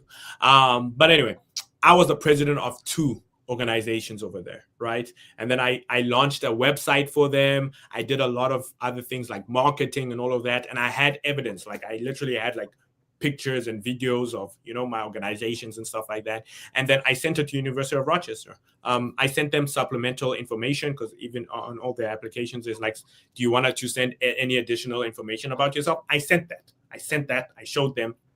And basically, it's very rare for somebody to be the president of 2 honor societies, right? So that's what really got me into University of Rochester. Now, for Brown University, actually not even Brown, let's go for University of Pennsylvania because this is a more interesting one.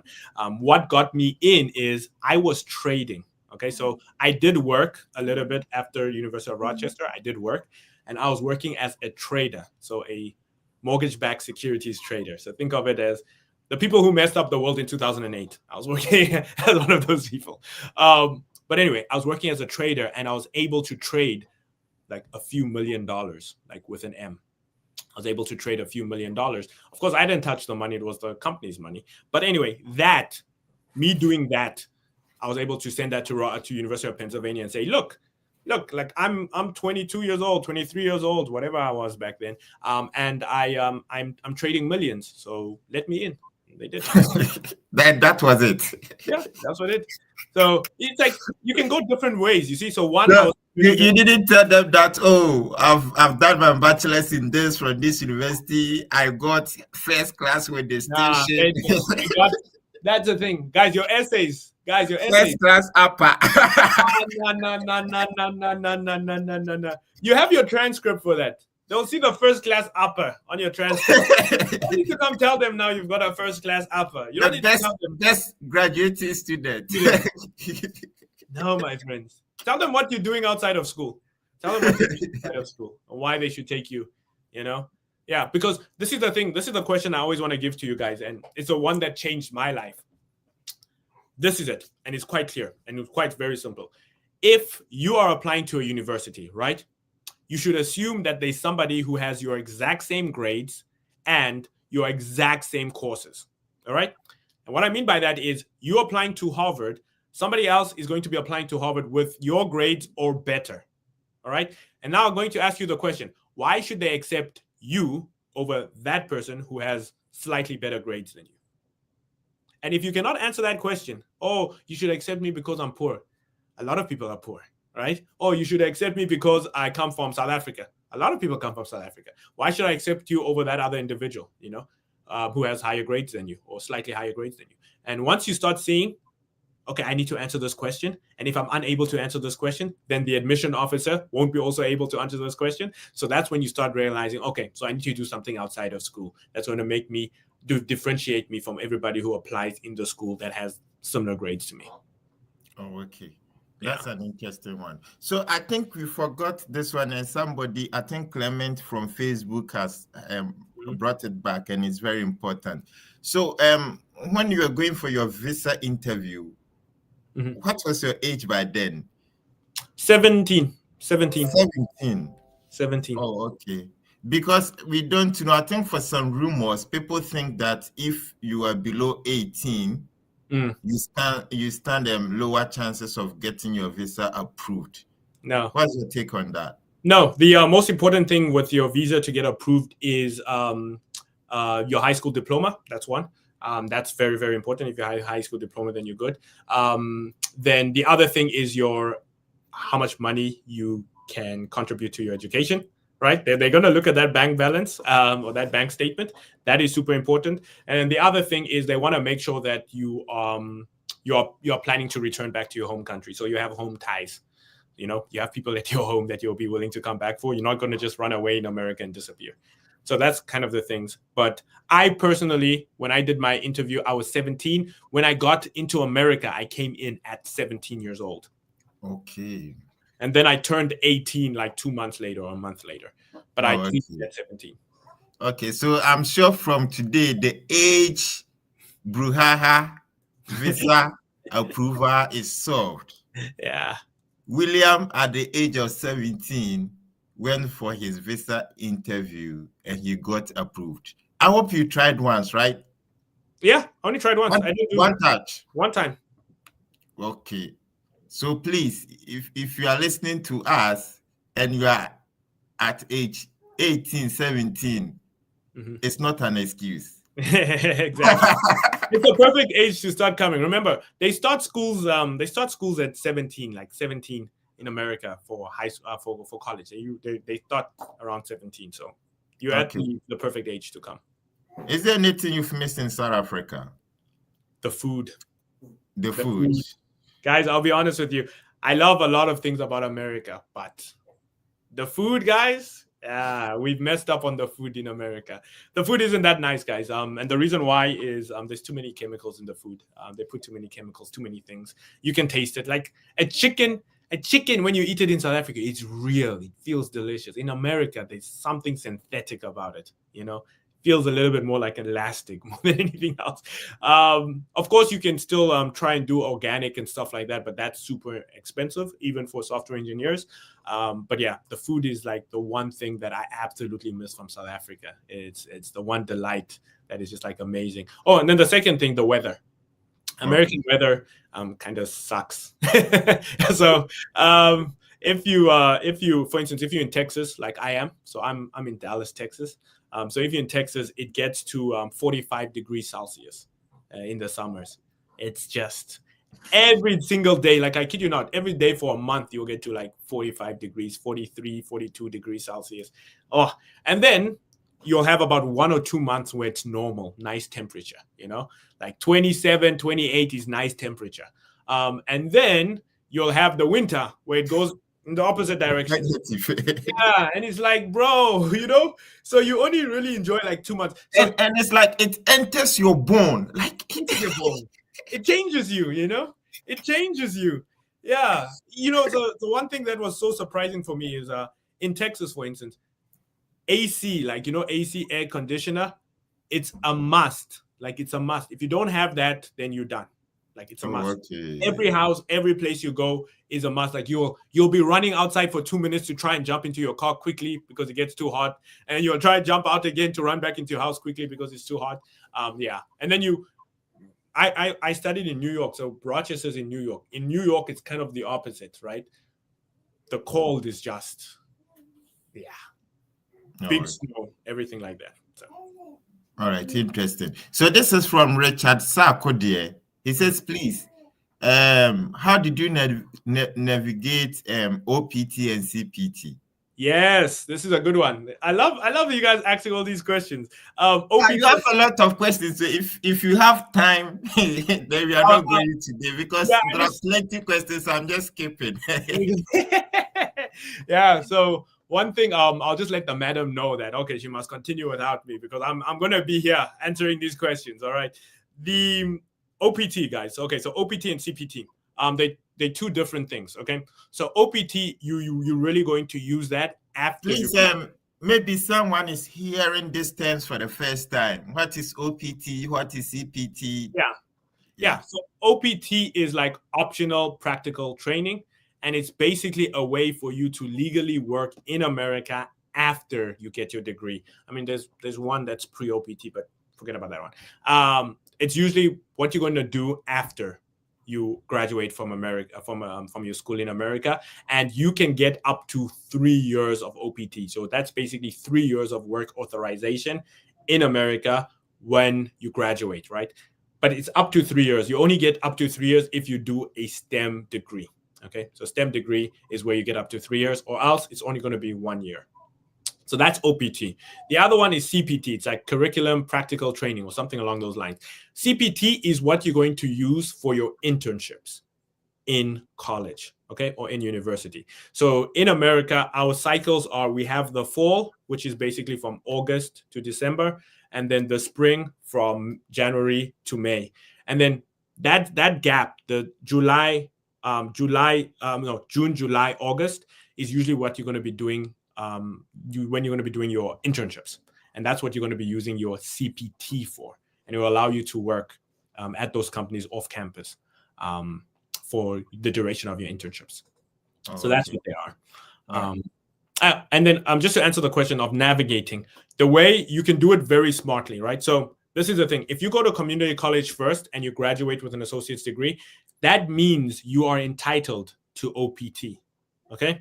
So what I did is I went to community college, I graduated, then I had 1 year OPT. So I went to work for 1 year OPT before going to University of Rochester. Once I graduated from University of Rochester, I had a STEM degree because my economics degree was actually under the STEM field. I had 3 years OPT, right? Once I graduated with my master's degree, I have another 3 years OPT, right? So you can kind of see that you can start stacking them up. And if you go for a PhD and you graduate, you'll have another 3 years of OPT, right? So it's how it works. Okay, interesting.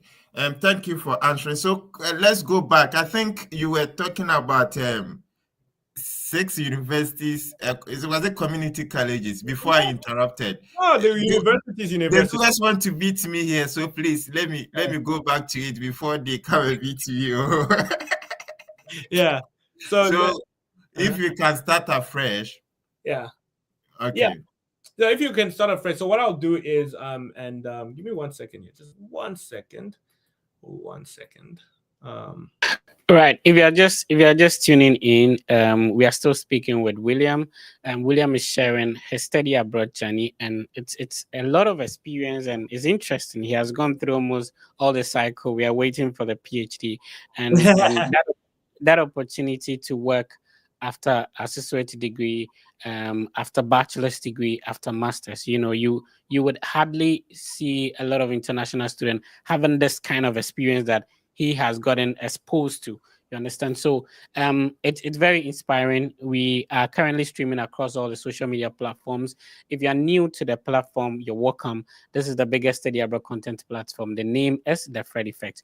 On any social media platform that you are comfortable with, we are currently streaming there. So on TikTok, we are streaming with William LeBeau. I just want to get the name right. William LeBeau. And then on X, The Fred Effect. On YouTube, The Fred Effect. Facebook, The Fred Effect. Instagram is The Fred Effect as well. It's been an interesting conversation, and I like how inspiring and motivational you are. I think you are probably more successful with what you're doing because of the positive mindset you have.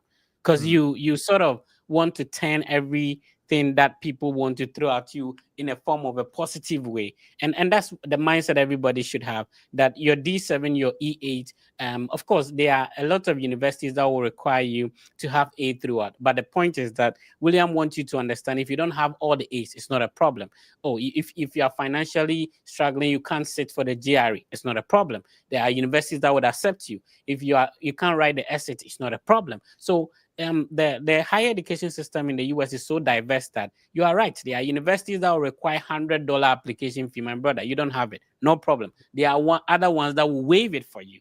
So we are trying to let you know that there are opportunities over there. There are some universities, they are super expensive. We are talking about community colleges that are comparatively cheaper. So once you set up your mind that you want to do it, there are people who have been through the process. William has gone through all these experiences, and he is not gatekeeping. He has a platform.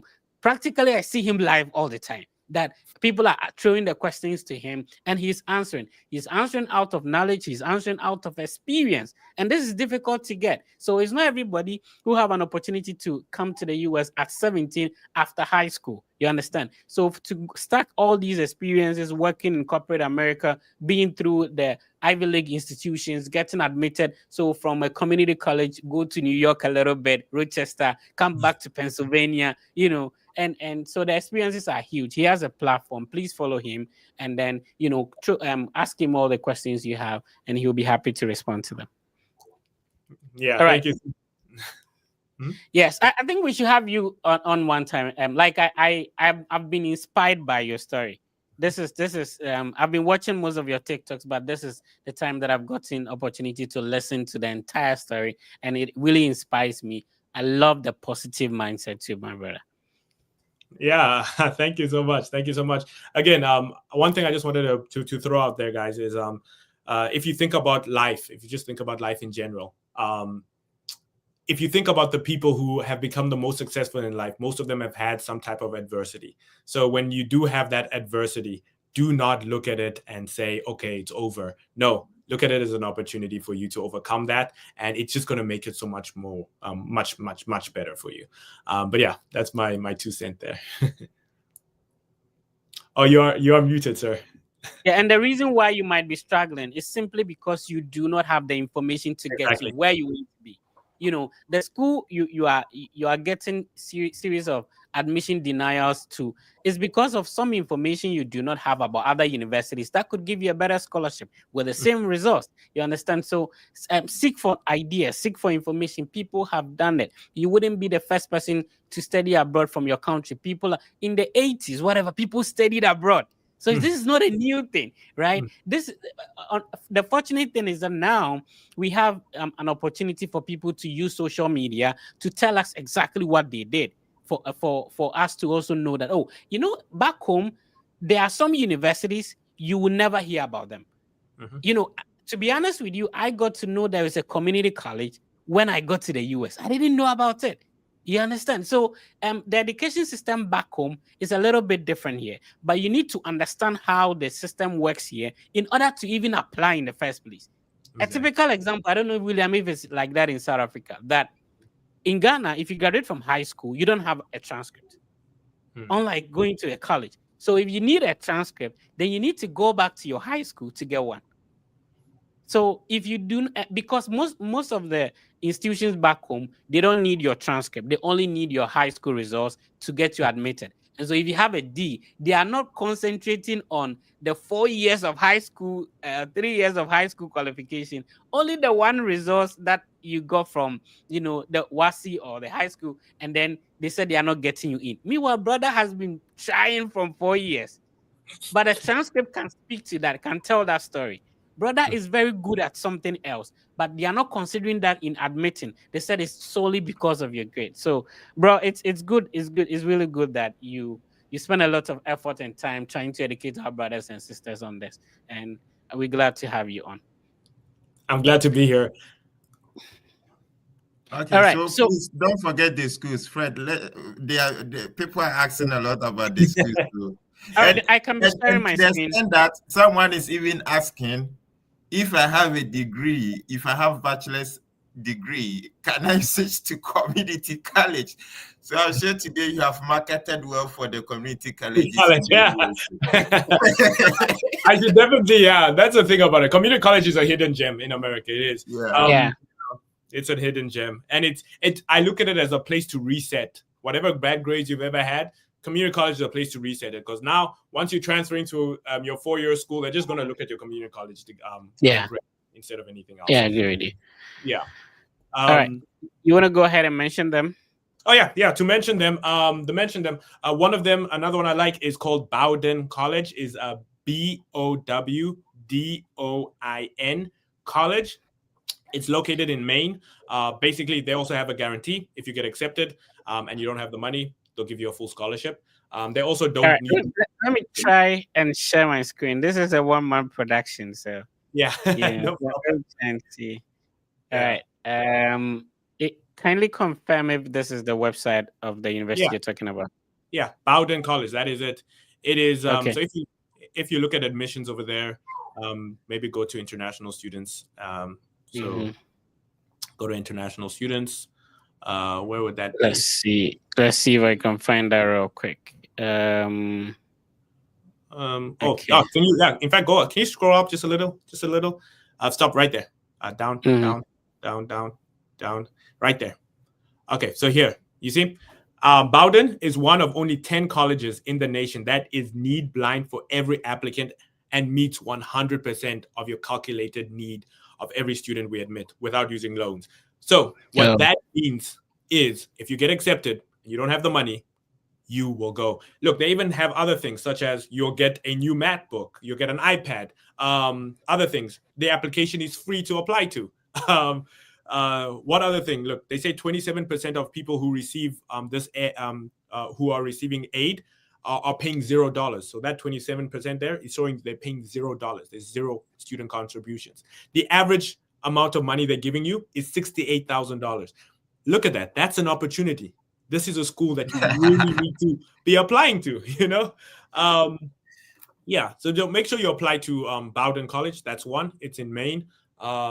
Then another one, I already went through Williams College. Oh, Bowdoin College also doesn't require any English proficiency tests. Um, the next one would be, and I have so many, guys. I'm just now picking. Okay, another one is called Swarthmore College. Swarthmore College. That's Let another me one. quickly search for that, and then I'll post it. I think I think we've made a video. Swarthmore College. This is SWARTHMOR. Let's see, Swarthmore College. Mm-hmm. Let's see if I can share them.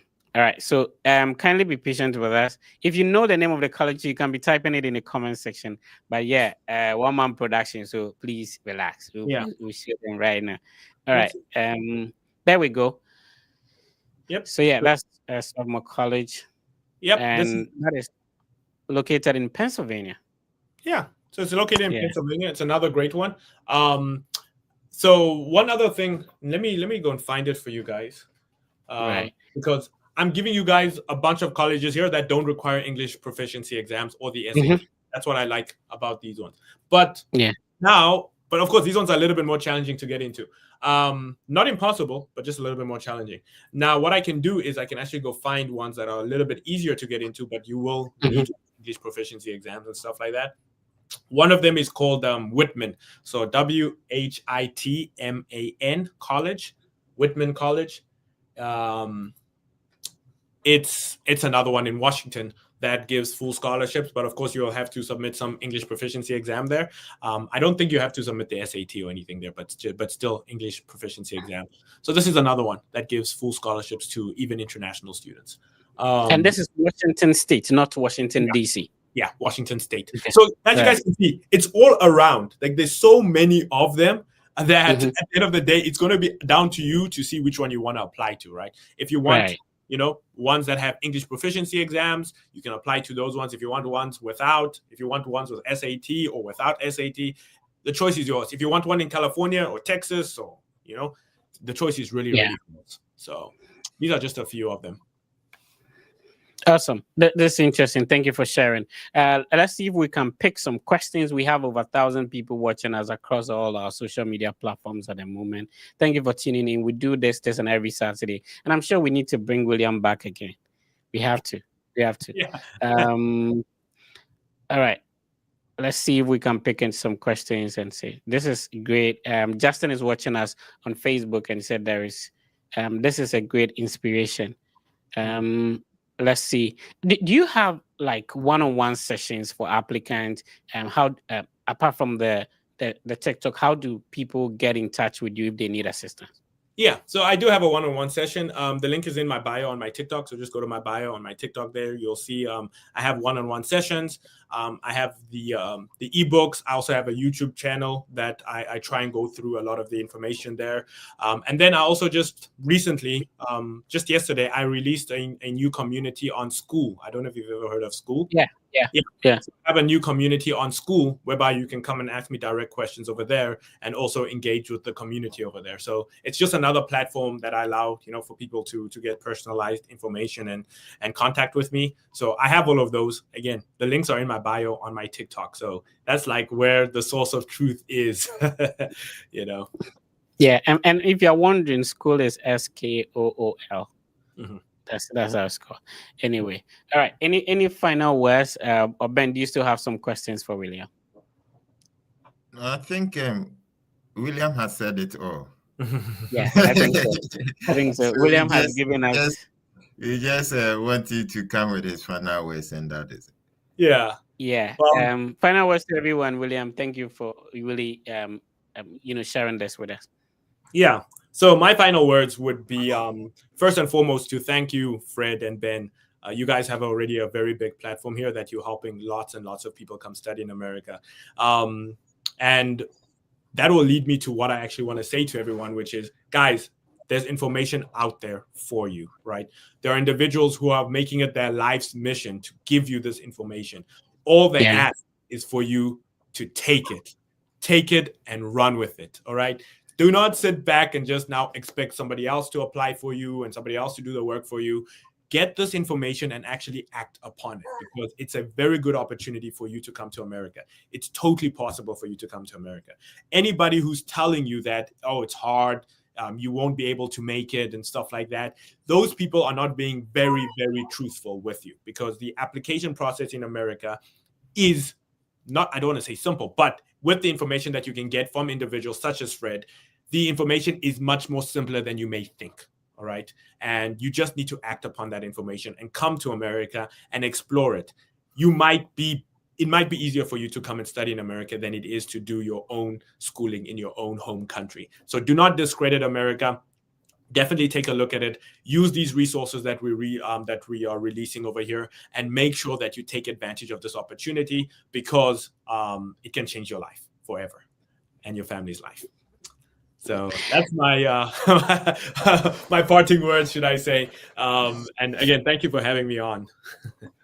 Awesome. It's been a great session. Thank you so much for coming on, William.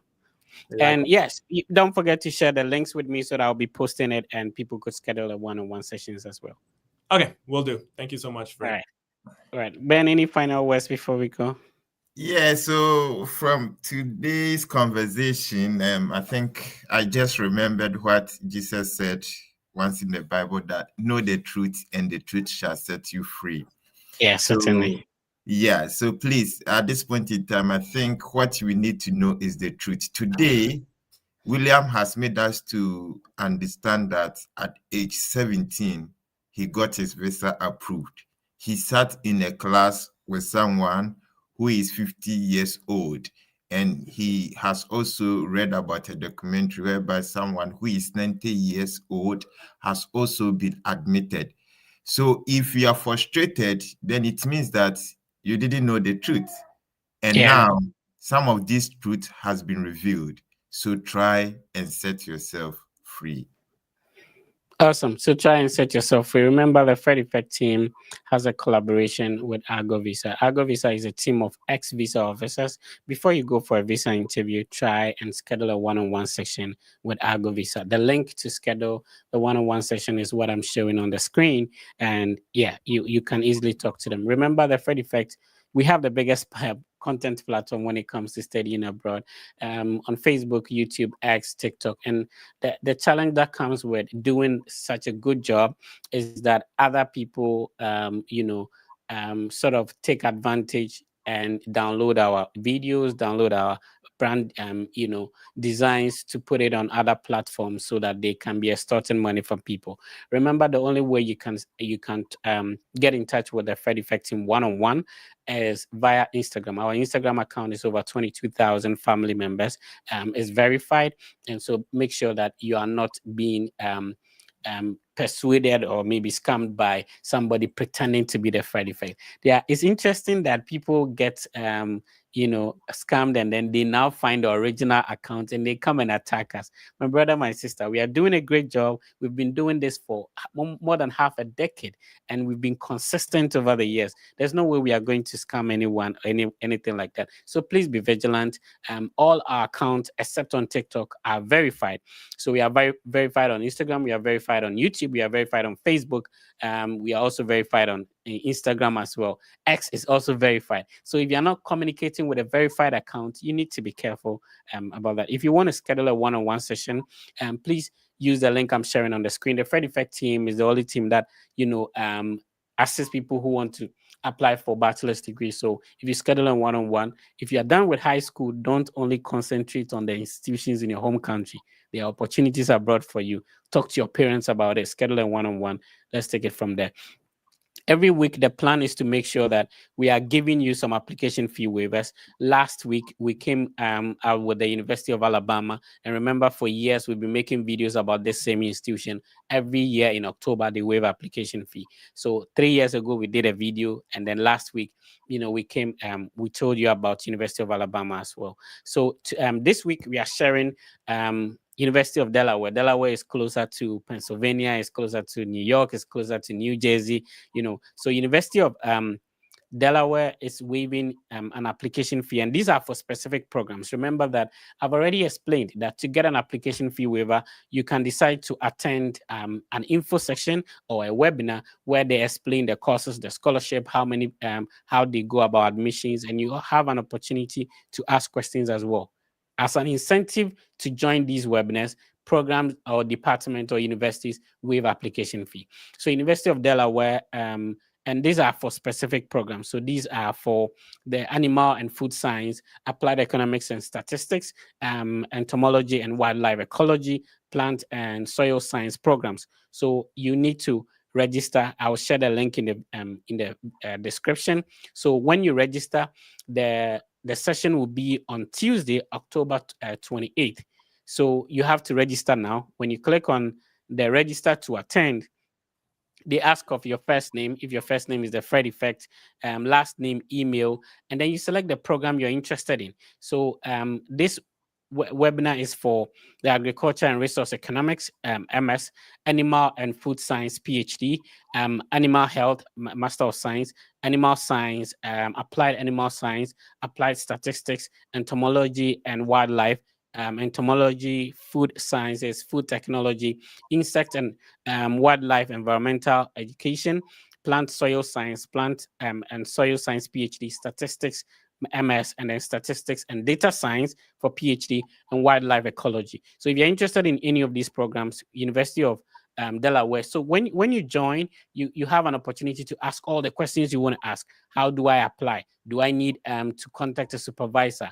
How is the scholarships like? Would I be given before I attend my visa interview? You ask them all the questions. And the good thing is that once you attend, you get a waiver to apply to the university for free. And this is a great university to check out. So yeah, that's University of Delaware application fee waiver. Let's see if we can share more of the waiver codes with you. Let's see. Okay, so this is a great university. It's okay. It's called Vanderbilt University. Vanderbilt University. I've driven through Vanderbilt before. Very beautiful university. It's located in Nashville, in Tennessee, and this is for the School of Engineering. So the application fee waived for all students currently enrolled or who have graduated from U.S. schools who are applying to the fall 2026. So if you have already graduated from a U.S. institution, fee waivers may also be available to applicants from non-U.S. institutions. So applications must be received by December 1, 2025 to be eligible for the fee waiver. So check out the School of Engineering, all the engineering programs, and then you could get the waiver for this institution as well. Let's see if we can add more. There are a lot of what we do is that mostly when there is an application fee waiver, we post them on our various social media platforms. So if you are not following us on TikTok, X, Facebook, you are missing out. So try and follow so that you can take advantage of some of these application fee waivers as well. All right, Ben. So that's it. We are done for today. Are you not doing draw? Let's see. I've forgotten. We had a bit of technical issue with a draw because I had to go on and off. So unfortunately, we will not be able to do it today. But next week, hopefully, we'll get that done. Okay. All right. All right. So it's been a great session. The name has been the Fred Effect. All that I need you to do is to be positive and understand that everything will be fine. We'll see you next week. Please take care of yourself.